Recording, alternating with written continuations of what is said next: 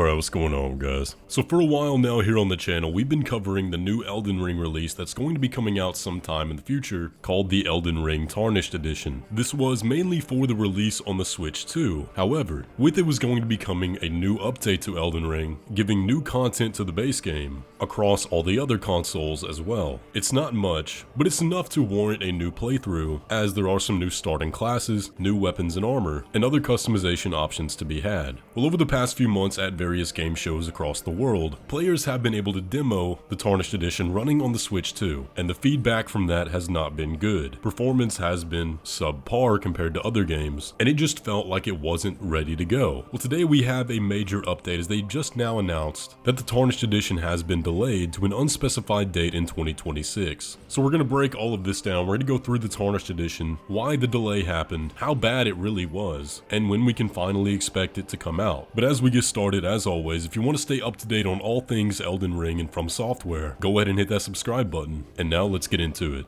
I made a video a few weeks ago talking about this very thing, suspecting that there might have been a delay to the Tarnished Edition. The writing was on the wall. We got the trailer for this several months back, and since then it's been radio silence. Many Nintendo Directs have come and gone with absolutely no sign of the Tarnished Edition, and after the last major Nintendo Direct, you could pretty much tell that this was not ready to go. Something was going on behind the scenes. They were not comfortable with releasing this game yet, and even though on the website and the trailer everything had the release date set for 2025, the writing was on the wall that this was going to get delayed. There was pretty much nothing but bad press going around from the first hands-on demos, and there was even a fan petition started to ask for a delay to make sure the game actually ran at a decent pace with acceptable performance, even in the handheld mode on the Switch. Now, the reason people were concerned with that is because you have things like the Steam Deck, where Elden Ring runs just fine. It does not seem to have the same issues as the Switch version, and with that, even though we have come to pretty much accept that games run poorly on the Switch,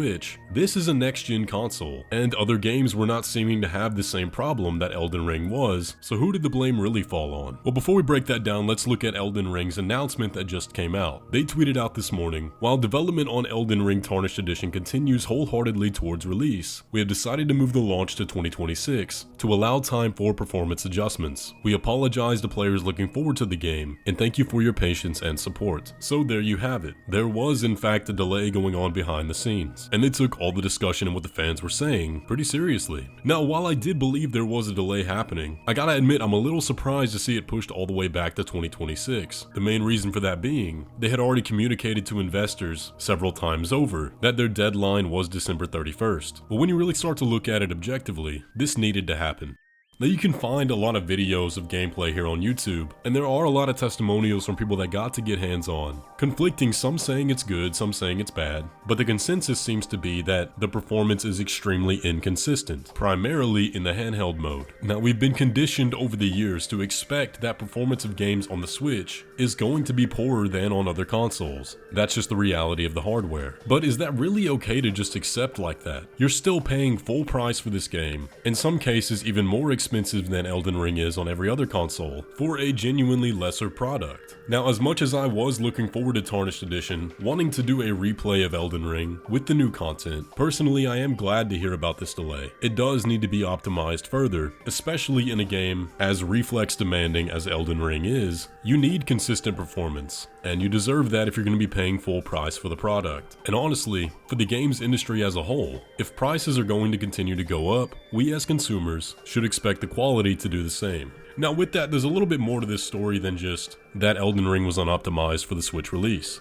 According to Nintendo Life, the actual port of Elden Ring to the Switch 2 was handled by FromSoftware in conjunction with another team, and even as of just a few weeks ago, there was still a lot of internal discussion going on with how much detail they could get away with and still maintain an acceptable frame rate before that December 31st deadline was coming up. They would not specify who that external company was, but you can pretty much expect that they're probably handling the majority of this, since FromSoftware has several other games they're working on currently. Now, even if you're someone who is saying, well, I don't care, an inconsistent 30 to 60 FPS is fine, Apparently that wasn't fine to FromSoftware, and not to reiterate all the points I just made, but we are capable of getting a better product, and it seems they knew that long ago, which is why we hadn't heard anything about Tarnished Edition until now. It's likely true that the demos at the game shows were to kind of gauge the audience reception to the performance they currently had, and just see how bad the damage was, and it turned out to be pretty bad. Now we have the delay, and that's likely why they didn't give a specific release date in the first place, beyond just 2025.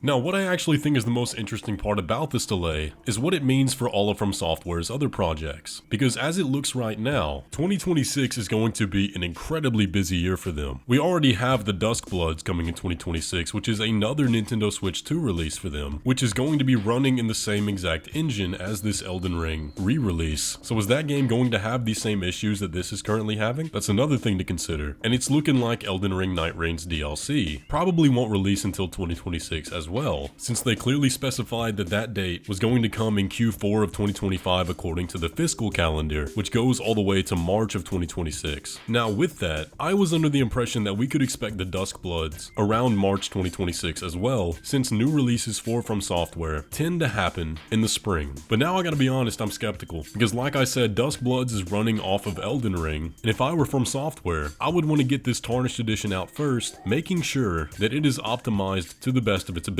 before releasing Duskbloods and it having all the problems they just fixed. Now there could potentially be some evidence for that, as, like Tarnished Edition, Duskbloods only came with the release date of 2026, an unspecified date, and since the announcement of that, which happened alongside the Tarnished Edition by the way, there has been literally no word of anything related to that game. No new trailers, no new interviews, no public mentions, nothing, not even rumors. So with all that, I tend to think the Tarnished Edition is likely some kind of metric to make sure they want to get right before releasing a game like the Duskbloods. So hopefully that doesn't mean we have to wait that much longer, but it very well could. Now when it comes to Night Reigns DLC, there were signs that it could be a 2026 release on that too, as a lot of you guys were telling me one of the guides they had planned for that game was delayed to some time in February in order to have information about the DLC. So that makes me think along the lines of something like a January release, but of course that's just my own speculation. Now the one thing I do wonder about with this delay to the Tarnished Edition is what it means for the Tarnished Pack, which is the new DLC content that's supposed to be coming to all the other consoles. Could they do an early release for that? And as much as I wish they would, since there's no optimization needed for the other consoles, it's literally just adding some new weapons and armor and skins for Torrent, it is likely they want to release everything at the same time to make that big push for players to return to Elden Ring after all this time and sell the new versions. That would make a lot of sense from a marketing perspective, but maybe they could do it as some sign of goodwill for the delay to release that content early to other players as a sort of make right and apology. But with that though, what do you guys think about the delay? Only time will tell what this means for all the other FromSoftware games, but I'm curious to hear y'all's thoughts. Are you going to be picking up the Tarnished Edition? Do you even have a Switch 2 to play it on? And are you interested in the Tarnished Pack as well? With all that though, if you enjoyed today's video, be sure to leave a like on it and subscribe if you're new around here, and I will catch you in the next one.